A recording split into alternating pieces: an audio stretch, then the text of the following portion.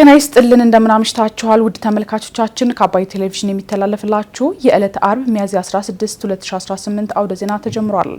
በምሽቱ የዜና ወጃችን በርካታ ዘገባዎችን ወደ እናንተ እናደርሳለን። የቢዝነስና የምጣኔ ሀብት ዘገባችንም ሰዓቱን ጠብቆ ይቀርባል። ዜናውን እየመራው ዳሩ ሰላም ተሾመ ከእናንተ ጋር ቆይታ አደርጋለሁ። አብራችሁን ቆዩ።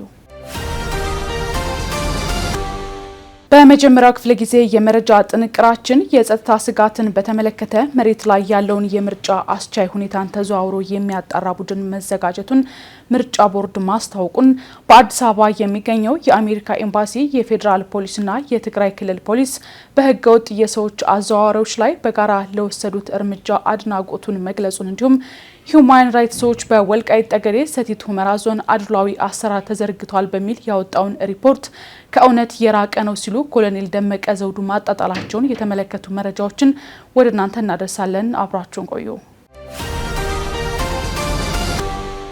እችላለሁ በሚል መሪ ቃል የአደይና ዛሃራ የቁጠባ ሂሳቦችን በመክፈት ከ500 ብር ጀምሮ ስትቆጥቢ የተለያዩ የባንካችን የዲጂታል አማራጮችን በመጠቀም ግብይት ስትፈጽሚ የ25 BYD ሲገል መኪና ሽልማት እጩ የሚያደርጉሽ የዕጣ ቁጥሮች ይደርሱሻል። የጸጥታ ስጋትን በተመለከተ መሬት ላይ ያለውን የምርጫ አስቻይ ሁኔታን ተዘዋውሮ የሚያጣራ ቡድን ማዘጋጀቱን ምርጫ ቦርድ አስታወቀ። የኢትዮጵያ ብሔራዊ ምርጫ ቦርድ ለ7ኛው ጠቅላላ ምርጫ 50.5 ሚሊዮን መራጮች መመዝገባቸውን አስታውቋል። የመራጮች ምዝገባ ከትላንት በስቲያ ሚያዝያ 14 2018 መጠናቀቁን አስመልክቶ የቦርዱ ዋና ሰብሳቢ ሜላተወርቅ ኃይሉ ትላንት ምሽት በሰጡት መግለጫ ከ46000 በላይ በሚሆኑ ቋሚ የምርጫ ጣቢያዎች በዲጂታልና በማኑዋል አሰራር የመራጮች ምዝገባ መከናወኑን ተናግረዋል። በሀገር አቀፍ ደረጃ እስከ ትላንት በደረሱ መረጃዎች መሰረት ልዩ የምርጫ ጣቢያዎችን ሳይጨምር 50,514,155 ዜጎች የምርጫ ካርድ ወስደዋል ብለዋል። በአጠቃላይ ከተመዘገቡት መራጮች መካከልም 5.5 ሚሊዮን የሚሆኑት በምርጫዬ የሞባይል መተግበሪያ አማካኝነት የተመዘገቡ መሆናቸውን ተናግረዋል። አሁን ዛሬ ይህንን መግለጫ እስከምሰጥ ድረስ እዚህ እስከምመጣ ድረስ የደረሰኝ ነው ማቀርበው። እስከዚህ ድረስ ወደ 50 ሚሊዮን 514,155 መራጮች ተመዝግበዋል። ይሄ እንግዲህ በጣም ሩቅ የሆኑ ቦታዎችን አንዳንድ ያልደረሱንን መረጃ ሳይጨምር ነው ማለት ነው። በተጨማሪ ደግሞ ልዩ የምርጫ ጣቢያ የሚባሉትን ለምሳሌ የአገር ውስጥ ተፈናቃዮች፣ የመከላከያ ሰራዊት አባላት፣ የዩኒቨርሲቲ ተማሪዎች እነሱን ምዝገባ ሳይጨምር ነው። ለነሱ ያው በተለየ የጊዜ ፕሮግራም የሚካሄድ ስለሆነ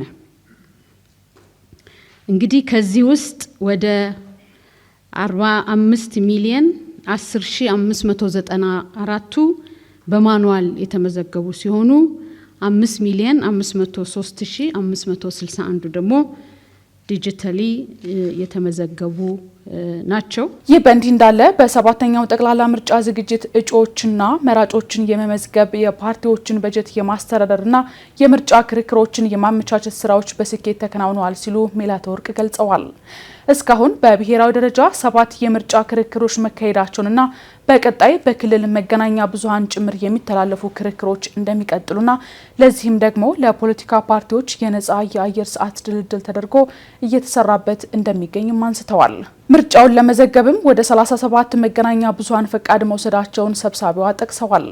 ለፖለቲካ ፓርቲዎች የሚደረገውን የገንዘብ ድጋፍ በተመለከተም እስካሁን 81 ሚሊዮን ብር ክፍያ መፈጸሙን ተናግረዋል። ሰብሳቢዋ አክለውም የጸጥታ ስጋት አለባቸው በተባሉ ቦታዎች ተዘዋውሮ መሬት ላይ ያሉ አስቻይ ሁኔታዎችን የሚያጣራ ቡድን ቦርዱ ማዘጋጀቱን ተናግረዋል።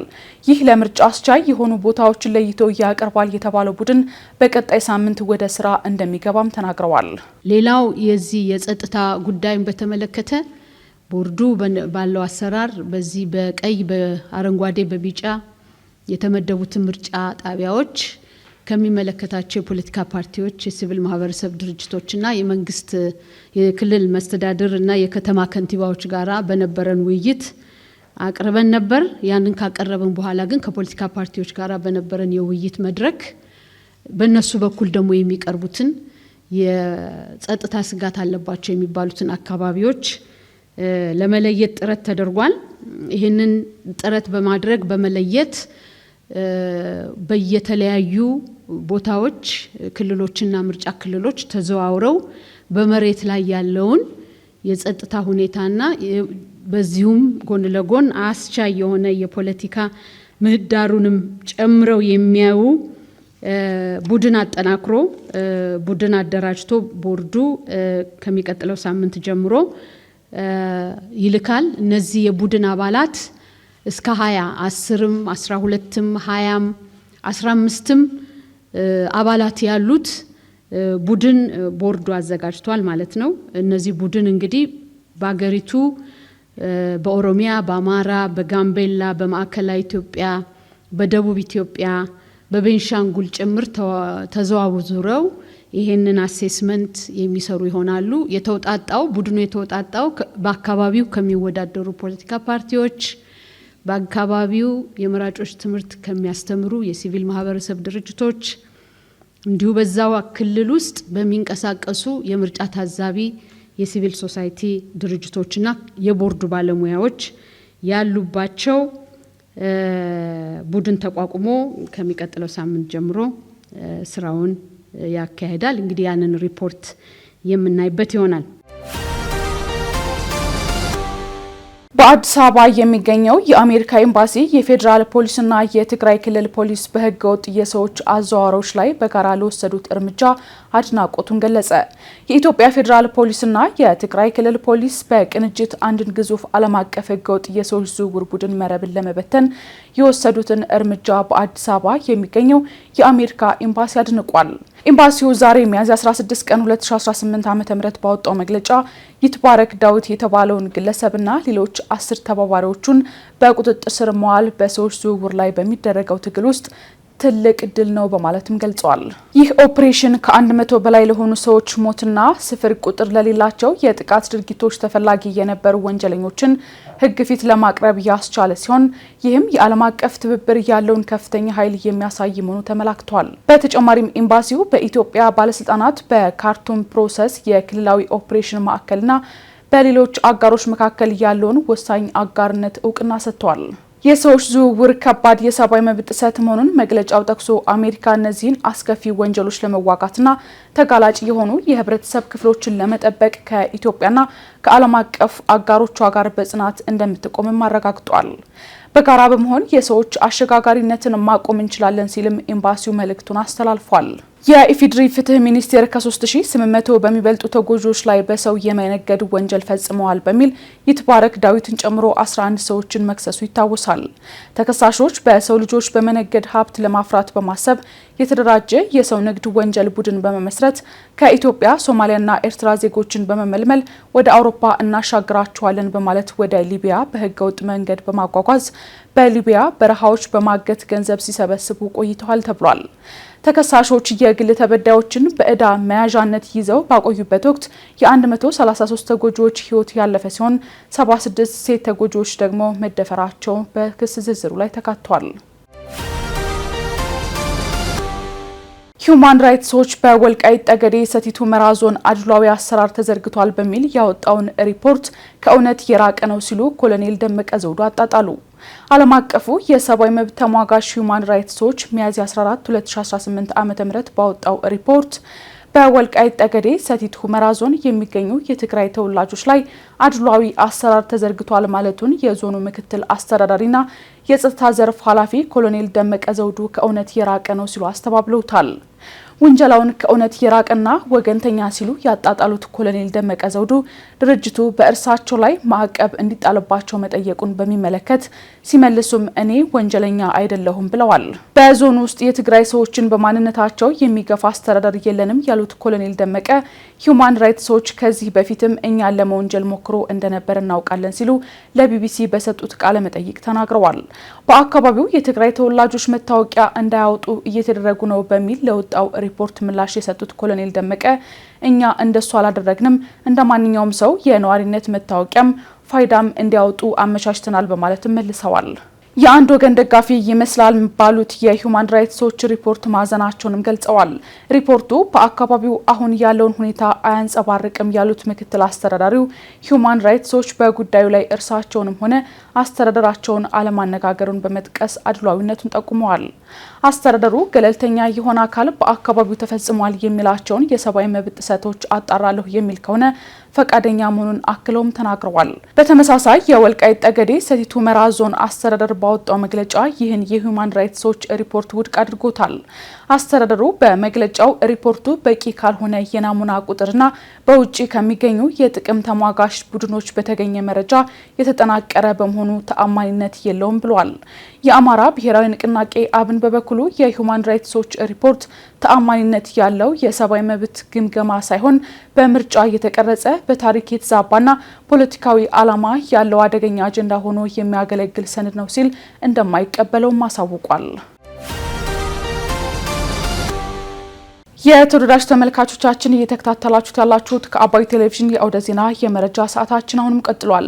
ወደ ሁለተኛው ዙር ጥንቅራችን ስናልፍ ደግሞ የአዲስ አበባ ትራንስፖርት ቢሮ ከአሰራር ውጪ ህዝቡን ከፍተኛ ገንዘብ በሚጠይቁ የኤሌክትሮኒክስ ታክሲዎች ላይ እርምጃ መውሰድ መጀመሩን ማስታወቁን፣ ዓለም አቀፍ ድጋፎች በመቀነሳቸው የውስጥ አቅምን ማጠናከር እንደሚገባ ጤና ሚኒስቴር መግለጹን ጨምሮ ሌሎች ዜናዎችን ዘነበ ህሉፍ እንደሚከተለው ያቀርባቸዋል። የአዲስ አበባ ትራንስፖርት ቢሮ ከአሰራር ውጪ ህዝቡን ከፍተኛ ገንዘብ በሚጠይቁ የኤሌክትሮኒክስ ታክሲዎች ላይ እርምጃ መውሰድ መጀመሩን አስታወቀም። በከተማዋ የኤሌክትሮኒክስ ታክሲ ስምሪት ወስደው ከአሰራር ስርዓት ውጪ በድርድር በሚጭኑ አሽከርካሪዎች ላይ እርምጃ እየወሰደ መሆኑን አስታውቋል። የአዲስ አበባ ትራንስፖርት ቢሮ በሁሉም የከተማዋ ክፍለ ከተሞች በኮድ 3 ተሽከርካሪዎች የኤሌክትሮኒክስ ታክሲ ስምሪት ወስደው ያለ ሲስተም አገልግሎት በሚሰጡ እንዲሁም በኮድ 2 የቤት አውቶሞቢል በህገወጥ ታሪፍ በድርድር በሚጭኑ አሽከርካሪዎች ላይ እርምጃ መውሰድ መጀመሩና ጥብቅ ቁጥጥር እያደረገ መሆኑን ገልጿል። የትራንስፖርት ቢሮ በመግለጫው በተለይም በጠዋትና በማታ ሰዓታት የህዝብ እንቅስቃሴ በሚበዛባቸው አካባቢዎች ህገወጥ ተርሚናል በመፍጠርና የራሳቸውን ታሪፍ በመቁረጥ አገልግሎት የሚሰጡ አሽከርካሪዎችን ለመቆጣጠር ክትትል እየተደረገ ይገኛል ብሏል። ወቅታዊውን የነዳጅ አቅርቦትና የትራንስፖርት ፍላጎት ታሳቢ በማድረግ ቢሮ የከተማ አውቶቡሶችን፣ የቬሎሲቲ የኤሌክትሪክ አውቶቡሶችንና የመንግስት የኤሌክትሪክ ሚኒባሶችን ወደ ስራ እንዲገቡ ማድረጉንም ቢሮ በመግለጫው አስታውቋል። በተጨማሪም የስምሪትና የቁጥጥር ስርዓቱን በማጠናከር የተሳፋሪዎችን የጥበቃ ጊዜ ለመቀነስ የተሰራ መሆኑን ተገልጿል። ቢሮ ህብረተሰቡ የብዙሃን ትራንስፖርትና የሞተር አልባ ትራንስፖርት አማራጮችን የመጠቀም ባህሉን እንዲያዳብር ጥሪ ያቀረበ ሲሆን ከትራንስፖርት አገልግሎት ጋር ተያይዞ ማንኛውንም ጥቆማ መስጠት የሚፈልጉ ዜጎች በነጻ የስልክ መስመር 9417 ከሰኞ እስከ እሁድ ከጠዋቱ 2 ሰዓት እስከ ምሽቱ 2 ሰዓት ድረስ ማሳወቅ እንደሚችሉ በመግለጫው ጠቁሟል። የዓለም አቀፍ ድጋፎች በመቀነሳቸው የውስጥ አቅምን ማጠናከር እንደሚገባ ተገለጸ። የጤና ሚኒስትር ዴኤታ ዶክተር ደረጀ ዱጉማ በዓለም አቀፍ ደረጃ የሚመጡ ፈንዶች በመቀነሳቸው የውስጥ አቅምን ማጠናከር እንደሚገባ ተናግረዋል። ዶክተር ደረጀ ዱጉማ ይህንን ያሉት ፊያ ኢንቴግሬትድ ዴቨሎፕመንት ኦርጋናይዜሽን በኦሮሚያ ክልል የሚከሰቱ የበሽታ ወረርሽኞችንና አጣዳፊ የምግብ እጥረት ችግሮችን ለመከላከል የሚያስችል የ4.5 ሚሊዮን ዶላር ፕሮጀክት ይፋ ባደረገበት ወቅት ተገኝተው ባደረጉት ንግግር ነው። በዚህ ወቅት ሚኒስትር ዴኤታው ከዚህ በፊት እንደነበረው ከውጭ የሚመጡ ፈንዶች በመቀነሳቸው አገር በቀል ተቋማትን ማጠናከር እንደሚገባ ተናግረው እንደ ፊያ ኢንተግሬትድ ዴቨሎፕመንት ኦርጋናይዜሽን ላሉ ተቋማት መንግስት ድጋፍ እንደሚያደርግ ተናግረዋል። መንግስት የማይበገር የጤና ስርዓት ለመገንባት እየሰራ ነው ያሉት ሚኒስትር ዴኤታው በጤና ራስን ለመቻል ሀገር በቀል የልማት ድርጅቶችን ያበረታታልን ብለዋል። ጤና ሚኒስቴር እንደነ ፊዶ ላሉት ተቋማት ከፍተኛ ትኩረት አድናቆት አለው። በተለይ አሁን እንደምታውቁት በዓለም አቀፍ ደረጃ እዚህም ስናነሳ እንደነበር እንደ ከዚህ በፊቱ በርካታ ፈንዶች ዝም ብሎ የሚመጡበት አጋጣሚ እየቀነሰ ነው ያለው። ስለዚህ እንደ መንግስት የውስጥ አቅማችንን ማጠናከር ትልቁ መፍትሄ እንደሆነ አስቀምጠናል። መንግስት የራሱን ኃላፊነት ይወጣል፣ ግን አገር በቀል ድርጅቶችን እንደነ ፊዶ አይነት በአግባቡ ካልያዝን አሁን በዓለም አቀፍ ደረጃ የመጣውን ፈተና ማለፍ አዳጋች ነው የሚሆነው። አገር በቀል ተቋማት የዜጎቻቸውን ችግር በአግባቡ ይረዳሉ። የማህበረሰብ አካል ስለሆኑ ከማህበረሰቡ ሀብት ሞቢላይዝ ማድረግ ይችላሉ። የመንግስትን አቅጣጫ ፕራዮሪቲ በአግባቡ ይረዳሉ። እነሱን በማጠናከር ሀብትን ሎካሊ በማሰባሰብ ክፍተቶችን ማሟላት ይቻላል የሚል ጽኑ አቋም እንደ መንግስት አለ። ስለዚህ እንደነ ፊዶ ያሉ ተቋማትን በምንችለው መጠን መደገፍ፣ ፕሮጀክቶችን በጋራ መቅረስ፣ አብረን መስራት፣ አብረን መገምገም፣ ሀብት አብረን ማሰባሰብ እንደው ወደን የምናደርገው ነገር ሳይሆን አማራጭም የሌለው ጉዳይ እንደሆነ ሊወሰድ ይገባል። በዚህ ደረጃ ነው እየሰራን ያለነው። በሁሉም ደረጃ ከእንዲህ አይነት ተቋማት ጋር አብሮ መቆምና መስራት እጅግ አስፈላጊ ጊዜ ላይ እንደረሰን በዚህ ማንሳት ፈልጋለሁ። የፊያ ኢንተግሬትድ ዴቨሎፕመንት ኦርጋናይዜሽን መስራች ዋና ዳይሬክተር ዶክተር አንበሱ ቶላ ይህ ባለብዙ ዘርፍ የአስቸኳይ ጊዜ ምላሽ ፕሮጀክት በጤና በስርዓተ ምግብና በንጹህ መጠጥ ውሃ ዘርፎች ላይ ያተኮረ ነው ብለዋል። የፕሮጀክቱ ዋና ግብም በኦሮሚያ ክልል 5 ዞኖች በተመረጡ 7 ወረዳዎች ውስጥ ለሚገኙ 295,000 ገደማ የሚሆኑ ተጋላጭ የህብረተሰብ ክፍሎችን በችግር ምክንያት የሚከሰቱ የህመምና የሞት መጠኖችን ፈጣንና ተቀናጀ ምላሽ በመስጠት መቀነስ መሆኑንም ተናግረዋል። በተለያየ ወረርሽኝ ምክንያት የተጠቁ የጤና ድጋፍ የሚያስፈልጋቸው የስነ ምግብ ድጋፍ የሚያስፈልጋቸው እንደገና ደግሞ የተበላሹ የንጹህ ውሃ መጠጥ ስፍራዎችን በማደራጀት እንደገና በማጎልበት ህብረተሰቡ ንጹህ የመጠጥ ውሃ እንዲያገኝ በሚያደርግና ንጽህናውን እንዲጠብቅ ለተለያዩ የተላላፊ በሽታዎች እንዳይጋለጥ የሚያስችል ስራዎችን እንድንሰራ ነው። እንግዲህ አሁን እነዚህ ቦታዎች ተለይተው ታውቀዋል። ምን ያክል ውሃዎች ይጠገናሉ እና ለህብረተሰቡ አገልግሎት ይሰጣሉ። የጤና ተቋማትን እንገነባለን ወይም ደግሞ እናድሳለን። እንደገናም ደግሞ የተለያዩ በምግብ ምክንያት የተጎዱ ህጻናትን እና እናቶቻቸውን አባቶቻቸውን እንደዚሁ በመደገፍ ውጤታማ የሆነ ስራ ከዚህ በፊትም ሰርተናል። ይህንንም ደግሞ ውጤታማ እንደምናደርግ ተስፋ አለን። ፊያ ኢንተግሬትድ ዴቨሎፕመንት ኦርጋናይዜሽን ከ4 ዓመታት በላይ ያስቆጠረ ሀገር በቀል የልማት ድርጅት መሆኑ ተጠቁሟል። ሳፋሪኮም ኢትዮጵያ በአይነቱ የመጀመሪያውን የአካል ጉዳተኞች ተጠቃሚነትና አካታችነት ላይ ያተኮረ ጉባኤ አካሄደ። ሳፋሪኮም ቴሌኮሙኒኬሽን ኢትዮጵያ በአገሪቱ የዲጂታል አገልግሎት ተደራሽነት ላይ አዲስ ምዕራፍ ይከፍታል የተባለለትን የመጀመሪያውን የተደራሽነትና የአካል ጉዳተኝነት አካታችነት ጉባኤ ዛሬ ሚያዝያ 16 ቀን 2018 ዓ.ም በሀያት ሬጀንሲ ሆቴል አካሂዷል።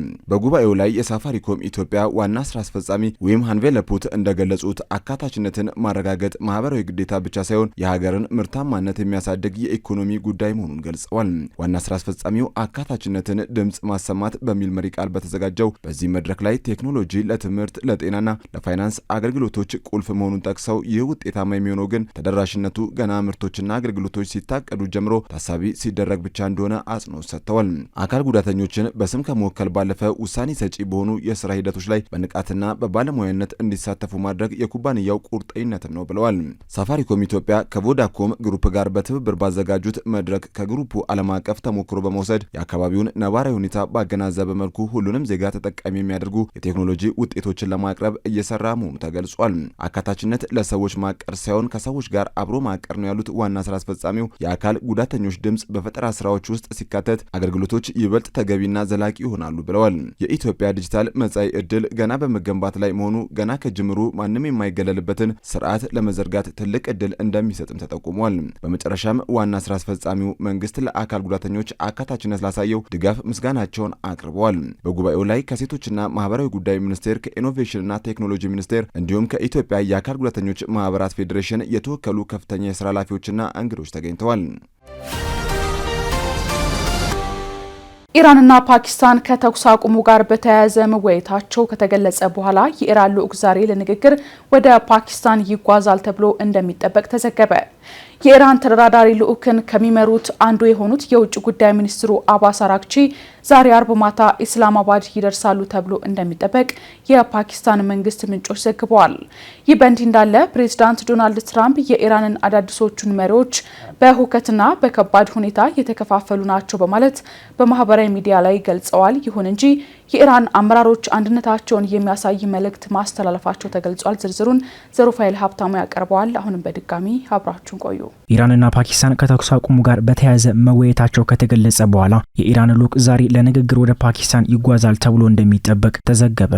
የኢራን ተደራዳሪ ልዑክን ከሚመሩት አንዱ የሆኑት የውጭ ጉዳይ ሚኒስትሩ አባስ አራጋቺ ዛሬ አርብ ማታ ኢስላማባድ ይደርሳሉ ተብሎ እንደሚጠበቅ የፓኪስታን መንግስት ምንጮች ዘግበዋል። የዜና ወኪሉ ሮይተርስ በበኩሉ የውጭ ጉዳይ ሚኒስትሩ የሚጓዙት አነስተኛ ቁጥር ያለው አባላትን የያዘ ቡድን አስከትለው እንደሆነና ከአሜሪካ ጋር የሚደረግ ንግግር ላይ ይሳተፋሉ ተብሎ እንደሚጠበቅም ዘግቦታል። የውጭ ጉዳይ ሚኒስትሩ ጉዞ የተሰማው ዛሬ ከፓኪስታን ባለስልጣናት ጋር ንግግር ማድረጋቸውን በቴሌግራም ላይ ባጋሩት መግለጫ ከገለጹም በኋላ መሆኑም ተጠቁሟል። ከፓኪስታን ምክትል ጠቅላይ ሚኒስትርና የውጭ ጉዳይ ሚኒስትሩ እንዲሁም የሀገሪቱ ጦር ኃይሎች አዛዥ ጋር በነበራቸው ንግግር ከአሜሪካ ጋር ስለሚደረገው ግጭትም ተወያይተዋል። በንግግራቸው ወቅት ከተኩስ አቁሙ ጋር በተያያዘ ጉዳዮች እንደተነሱ የተገለጸ ሲሆን ተኩስ አቁሙ ግን በአሜሪካና በኢራን መካከል ስላለው ይሁን በሊባኖስና በእስራኤል መካከል ስለተደረሰበት ስምምነት በግልጽም አልተጠቀሰም። አሜሪካና ኢራን ሁለተኛው ዙር ንግግር የማድረጋቸው ጉዳይም እስካሁን ማረጋገጫም ባይሰጥበትም በአሸማጋይነት እየሰራች ያለችው ፓኪስታን ግን ድርድሩን ለማስተናገድ ዝግጁ መሆኗን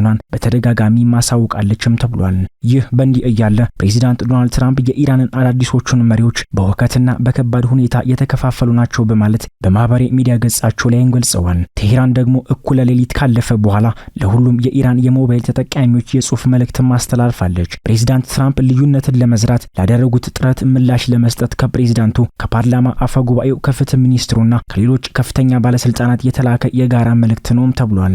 ኢራን ውስጥ አክራሪ ወይም ለዘብተኛ የሚባል ነገር የለም የሚለው መልእክቱ ሁላችንም ኢራናውያንን አብዮታዊ ዘብነን አንድ ሀገር የሚል መልእክት የኢራን አመራሮች አንድነታቸውን የሚያሳይ መልእክት ማስተላለፋቸውም ተገልጿል።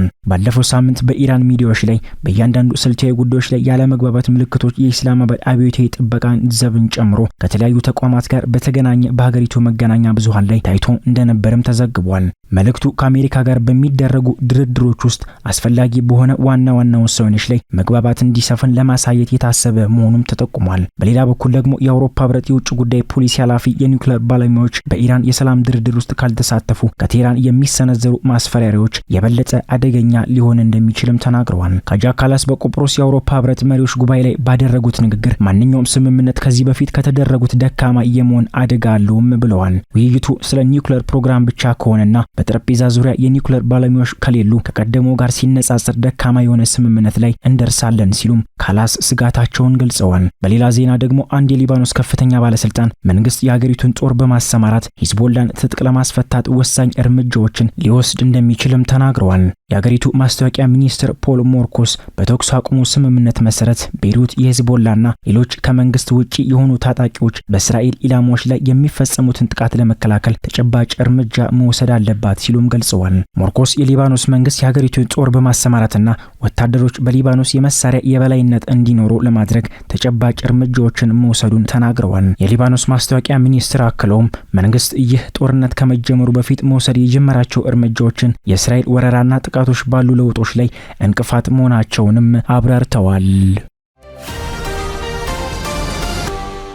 የአባይ ቴሌቪዥን የምሽት ዘገባዎች እንደቀጠሉ ናቸው። ውድ ተመልካቾቻችን አሁን ደግሞ የቢዝነስና ምጣኔ ሀብት ጉዳዮች ወደ እናንተ የሚቀርቡበት ሳለ ደርሰናል። መረጃዎቹን ሀና ፍስሐ ይዛለች። አሁንም በድጋሚ አብራችሁን ቆዩ።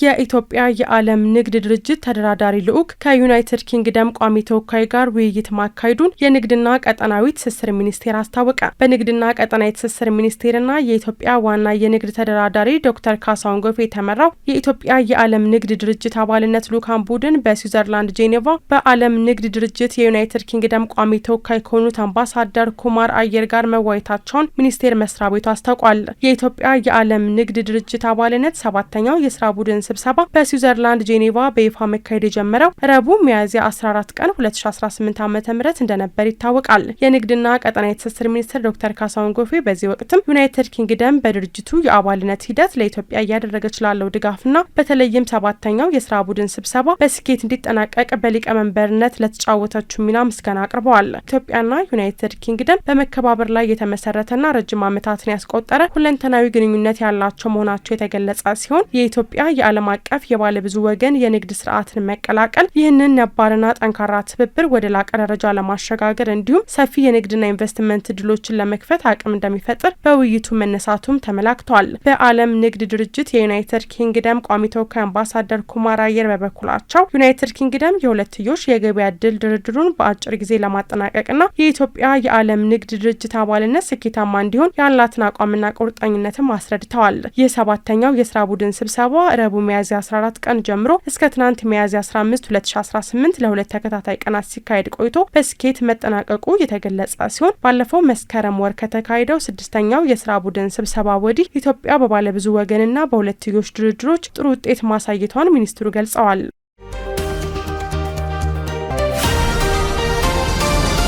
አዲስ አበባን የአፍሪካ የሪል ስቴትና የኢንቨስትመንት ማዕከል ለማድረግ ዓላማ ያነገበው አዲስ አፍሪካ ሪል ስቴት ኤክስፖ 2026 ተከፈተ። ኢትዮጵያ ለመጀመሪያ ጊዜ የምታስተናግደው አዲስ አፍሪካ ሪል ስቴት ኤክስፖ በትላንትናው ዕለት በአዲስ አበባ ሳይንስ ሙዚየም የተጀመረ ሲሆን እስከ ሚያዝያ 18 2018 ዓ.ም ድረስ እንደሚቆይ ተገልጿል። በኤግዚቢሽኑ ላይ የሚሳተፉት የማህበሩ አባላት የሆኑ ታማኝ የሪል ስቴት አልሚዎች ብቻ ሲሆኑ ለቤት ፈላጊዎችም በተለያዩ የከተማዋ ክፍሎች የሚገኙ አማራጮችን በአንድ ቦታ ነጻጽሮ ለመወሰንና የባንክ ብድር መረጃዎችን ለማግኘት አመቺ መድረክ መሆኑ ዝግጅቱን ልዩ ያደርገዋልም ተብሏል። በኤክስፖ መክፈቻ ስነ ስርዓት ላይ ተገኝተው ንግግር ያደረጉት የከተማና መሰረተ ልማት ሚኒስትር ዴኤታ ወይዘሮ ሄለን ባለፉት ዓመታት የኮሪደር ልማትን ጨምሮ በኮንስትራክሽን ዘርፍ በተሰሩና እንዲሁም በስራ እድል ፈጠራ የኮንስትራክሽንና የሪል ስቴት አልሚዎች ያበረከቱት አስተዋጽኦ ጉልህ ድርሻ ያለው መሆኑን ገልጸዋል። ባለፉት 8 የለውጥ ዓመታት ሂደቶች ውስጥ የሪል ስቴት እና የኮንስትራክሽን ዘርፉ በከተሞቻችንና በሀገራችን በኢኮኖሚ እድገት ውስጥ እየተጫወቱ ያሉት ሚና እየተፈጠረ ያለው ስራ እድል እጅግ በጣም ከፍተኛና በግልጽ የሚታይ እንዲሁም የማይተካ ሀቅ ነው። የለውጡ መንግስት የጀመረውን የከተማ ልማት ፕሮግራሞች ከፕሮግራሞች ውስጥ በዋነኝነት የሚጠቀሱ የኮሪደር ልማት ስራዎች በአዲስ አበባና በተቀሩት 70 በሚሆኑ የኢትዮጵያ ከተሞች የመኖሪያ ቤት ልማት ላይ ልዩ ትኩረት በመስጠት በሀገራችን ለመጀመሪያ ጊዜ ራሱን የቻለ የቤት ልማት ፖሊሲ በማዘጋጀት የነበሩ ስትራቴጂዎችን በማሻሻል እንዲሁም ፖሊሲ ሊተገብራቸው የሚችሉ ፕሮግራሞች በተለይም መካከለኛና ዝቅተኛ ገቢ ያላቸውን ዜጎች ማዕከል ባደረገ መንገድ በተሻለ ለመፈጸም በዝግጅትና በአፈጻጸም ሂደት ላይ እንገኛለን። በሀገር አቀፍ ደረጃ ዘርፉ የሚመራበት የህግ ማዕቀፍ ባለመኖሩ ምክንያት በሪል ስቴት አልሚውና በገዢው መካከል የነበረው ግንኙነት ተአማኒነት የጎደለው እንደነበር የገለጹት ሚኒስትር ዴኤታዋ መንግስት ችግሩን በዘላቂነት ለመፍታት የሚያስችል አዋጅ አውጥቷል ብለዋል። በእኛ ሀገር የሪል ስቴት ዘርፉ ምንም እንኳን በእድሜው ገና ወጣት ቢሆንም ከተጀመረበት ጊዜ ጀምሮ ግን በሂደት ውስጥ የተወሳሰቡ በተለይ የዜጎችን መብት የገዢዎችን መብት ከመጠበቅ እና በጊዜ ከማቅረብ ከማድረስ ጋር ተያይዞ ዘርፉ ላይ ጥቁር ጥላ ያጠለለበት እንደሆነ ይታወቃል። የዛው መሰረታዊ ችግር ተብሎ የተለየውም የህግ ማዕቀፍ በሀገር አቀፍ ደረጃ አለመኖሩ ነው። ይሄን የህግ ማዕቀፍ መንግስት በልዩ ሁኔታ በማየት ህግ በማውጣት የገዢውንም የአልሚውንም ገዢው ሲበረታታ ገዢው ገበያው ላይ እምነት ሲኖረው ነው አልሚው ለሚሰራው ለኢንቨስትመንቱ ገዢ ሊያገኝ የሚችለውና ስለዚህ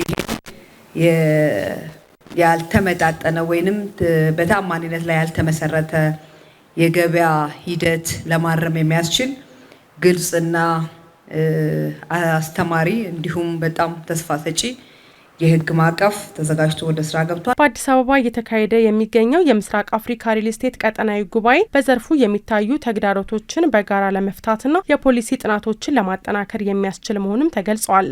በጉባኤው ላይ የተገኙት የኢትዮጵያ ሪል ስቴት አልሚዎች ማህበር የፖሊሲ ጥናት አድቮኬሲና የአባልነት ክፍል ኃላፊ አቶ ሲሳይ ዘነበ ስለ ማህበሩ የተመሰረተበትን ዋና ዓላማ ሲያስረዱ የዘርፉን እድገት የሚደግፉ የፖሊሲ ጥናቶችን በጋራ ማከናወን ከአስፈጻሚ አካላት ጋር በዘርፉ ችግሮች ላይ መወያየትና መፍትሄ ማመንጨት ነው ብለዋል። በኢትዮጵያ ውስጥ በአሁኑ ወቅት ወደ 3000 የሚጠጉ የሪል ስቴት አልሚዎች እንዳሉ ቢገመትም በማህበር ደረጃ የታቀፉት ግን 100 አካባቢ ብቻ መሆናቸውን አቶ ሲሳይ ገልጸዋል። ይህም ትልቅ ክፍተት በመሆኑ በቀጣይ ማህበሩ አባላቱን የማሰባሰብና ተደራሽነቱን የማስፋት ስራ ላይ ትኩረት አድርጎ እንደሚሰራም አመልክተዋል።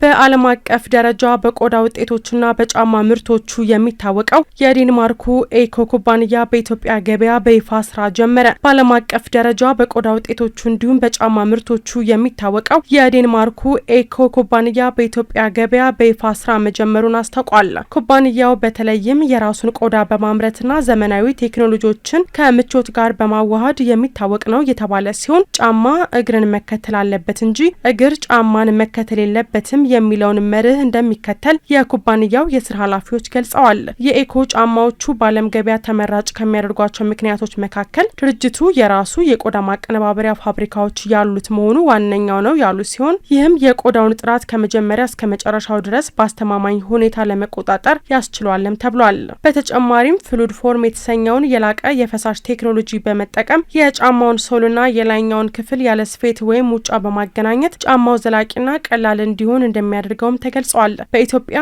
የኤኮ ጫማዎች ብቸኛ ተወካይ ሆኖ የተሰየመው አውተንቲክ ቢዝነስ ኃላፊነቱ የተወሰነ የግል ማህበር የኤኮ ጫማዎችን በታማኝነትና በጥራት ከድርጅቱ ማግኘት እንደሚችሉም ተጠቁሟል።